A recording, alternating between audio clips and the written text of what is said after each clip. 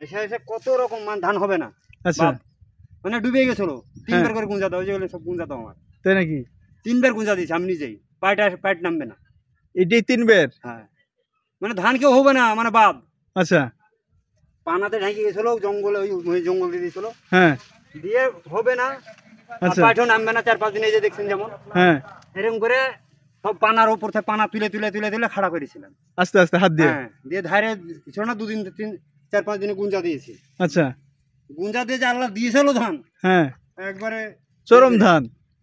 মানে মানুষ যখন হয়েছিল না, তারপরে দেখে বলছে কি করেছিলেন। মানে প্রথমে ডুবা মানে লেভেল পানি, তলে পানি লেভেল, তারপরে এখন দ্বিতীয় পর্যায়ে এসে ভালো হলো ধান, এবং শেষে এসে পাকার সময় আবার ডুবা। মানে শুরু আর শেষ ডুবা। আল্লাহ মনে হয় পরীক্ষার মধ্যে রাখছে। মানে ধৈর্যশীলের সাথে কিন্তু আল্লাহ আছে।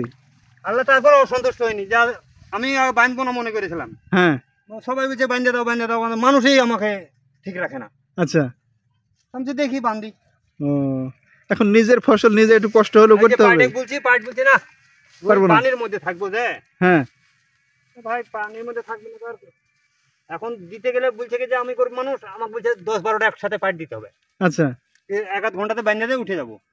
আমি যে 2-3টে পাট দিস, আমি থাকবো, তাইলেই হয়ে যাবে। হ্যাঁ, যে না আসবো না।